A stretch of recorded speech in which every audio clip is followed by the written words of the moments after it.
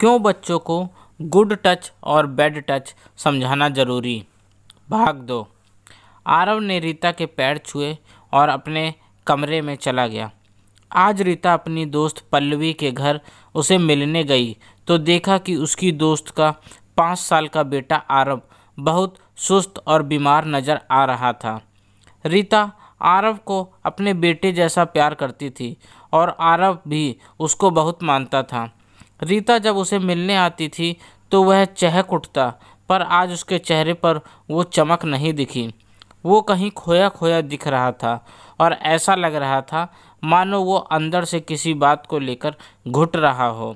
आरव ने रीता को देखकर एक झूठी हंसी हंसी और उसके पैर छूकर अपने कमरे में चला गया। रीता को ये देखकर बहुत अजीब लगा।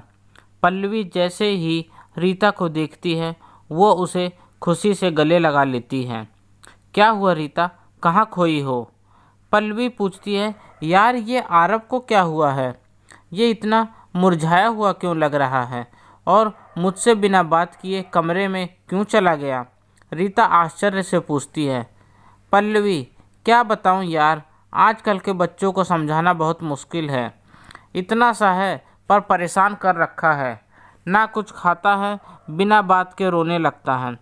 पूछो तो कुछ बताता भी नहीं, डरा हुआ भी रहता है और पढ़ाई में भी दिन प्रतिदिन कमज़ोर होते जा रहा है।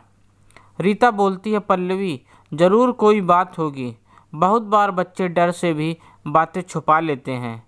ऐसे कहते कहते रीता को अपने बचपन का एक दुखद किस्सा याद आ जाता है और वह सहम के चुप हो जाती है। पल्लवी क्या हुआ रीता, तुम चुप क्यों हो गई? रीता कहती है। कुछ नहीं पल्लवी, बचपन का एक किस्सा याद आ गया, पता नहीं तुमसे कैसे कहूँ। पल्लवी कहती है कि तुम मुझसे कब से बातें छुपाने लगी, बोलो क्या याद आ गया? रीता झिझकते हुए कहती है। पता नहीं पल्लवी, तुम समझोगी कि नहीं, पर आरव को मैं अपने बच्चे से कम नहीं समझती और ये जो तुमने उसके बारे में अभी बताया, उसे मेरा तो दिमाग ही खराब हो गया।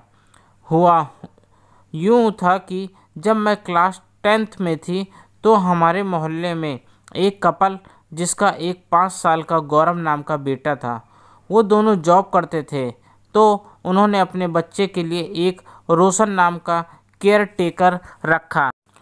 मेरी उस बच्चे से बहुत अच्छी दोस्ती हो गई थी, पर मैंने देखा धीरे धीरे वो बीमार और सुस्त रहने लगा।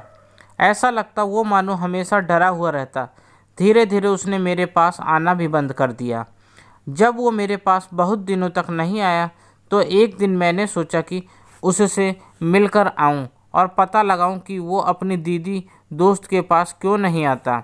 जब मैं उसके घर गई तो कोई गेट ही नहीं खोल रहा था और मुझे सौरभ के बहुत तेज़ तेज़ रोने की आवाज़ भी आ रही थी। मैं डर गई और ज़ोर ज़ोर से गेट पीटने लगी। जब रोशन ने गेट खोला तो मैंने देखा सौरभ तो कोने में बैठा पढ़ाई कर रहा है। रोशन भी बहुत डरा हुआ लग रहा था, मानो उसकी चोरी पकड़ी गई हो। मैं जब सौरभ के पास गई तो वो सहम गया। मुझे समझ में आ गया था कि कुछ तो गड़बड़ है। अभी तो सौरभ की रोने की आवाज़ आ रही थी और गेट खुला तो वो पढ़ रहा है। सौरभ की आंखें सूजी हुई थीं। मैंने उसे गले लगाया और बोला, आजकल मिलने क्यों नहीं आते और तुम अभी रो रहे थे क्या? वो डरते हुए बोला, नहीं दीदी, मैं तो पढ़ाई कर रहा था। उसके चेहरे से साफ पता चल रहा था कि वो झूठ बोल रहा है। रोशन भी बोलने लगा, क्या आप भी दीदी मेरे होते हुए सौरभ से सकता क्यों? सौरभ बेटा, मैंने रोशन को कहा, तुम बाहर जाओ, मुझे सौरभ से अकेले में कुछ बात करनी है। तब रोशन कहने लगा, ऐसे कैसे दीदी, सौरभ मेरी जिम्मेदारी है। मैंने उसे ज़ोर से डांटा और कहा, मैंने जो कहा वो चुपचाप सुनो और निकलो बाहर। मुझे वो रोशन शुरू से ही सही आदमी नहीं लगता था। फिर मैंने सौरभ को गले लगाया और बोलो बेटा, तुम बिल्कुल मत डरो, मुझे बताओ क्या हुआ है तुम्हें। मैं किसी से नहीं कहूँगी। मेरे बहुत समझाने पर सौरभ फूट फूट कर रोने लगता है। वो बताता है कि जब उसके मम्मी पापा ऑफिस चले जाते हैं तो रोशन भैया उसे बहुत गंदे तरीके से छूता और गंदी हरकतें करता। मैंने जब उससे पूछा कि वो ये बातें अपने मम्मी पापा को क्यों नहीं बताता, तो वो कहने लगा, नहीं नहीं दीदी, मम्मी पापा को आप भी मत बताना। आपने मुझे प्रॉमिस किया था ना, नहीं तो रोशन भैया उन्हें मार देंगे। जब मैंने ये सब सुना, मेरी तो पैर के नीचे से ज़मीन खिसक गई। मैं भी उस समय ज़्यादा बड़ी नहीं थी। मुझे हमेशा लगता था शारीरिक शोषण तो सिर्फ लड़कियों के साथ होती है। ये सब सुनकर मैं भी सहम गई।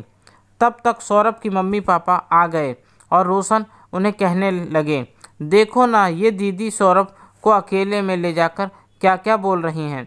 मुझे भी भगा दिया। मैं उठी और रोशन को एक जोरदार थप्पड़ जड़ दिया। उस दिन तो मेरे हाथ से उसका खून ही हो जाता।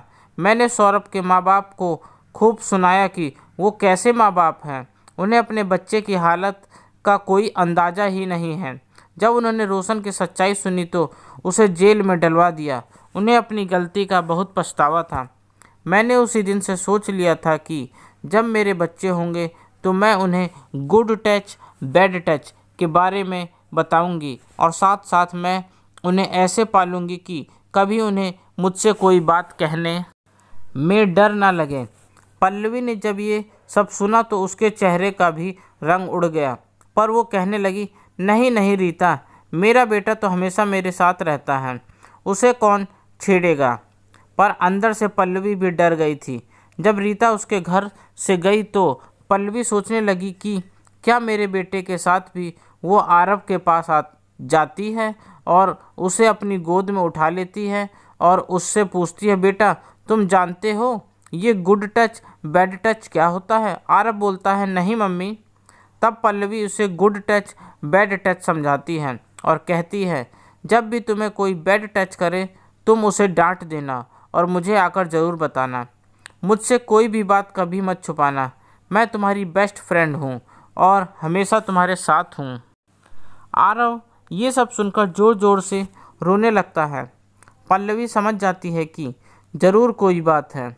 वो आरव को ज़ोर से गले लगा लेती है और कहती है, बेटा बताओ ना क्या बात है, तुम रो क्यों रहे हो।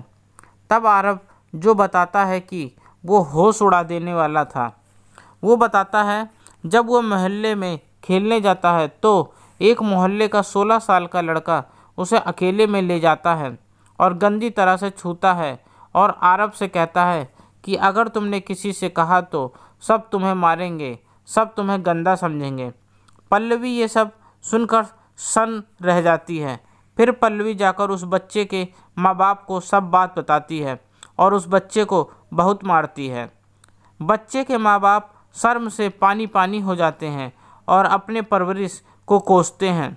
उन लोगों ने अपने एक लौते बेटे को बहुत बिगाड़ रखा था और कभी कोई रोक टोक नहीं करते थे।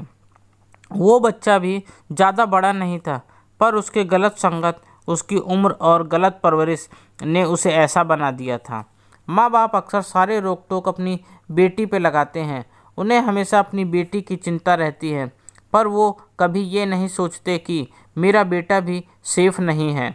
आपको अपने बेटे बेटी दोनों को गुड टच और बैड टच के बारे में ज़रूर बताना चाहिए और उन्हें ये विश्वास दिलाना चाहिए कि कुछ भी हो जाए आप उनके साथ हैं।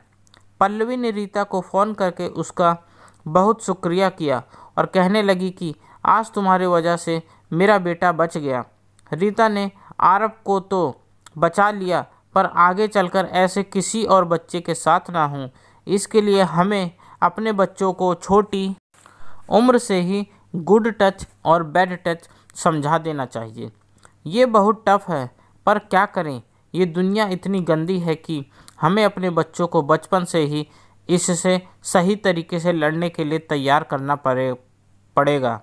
ये कहानी मैंने 2 भागों में लिखी है और इसका उद्देश्य इतना ही है कि हर एक बच्ची या बच्चा सेफ रहे।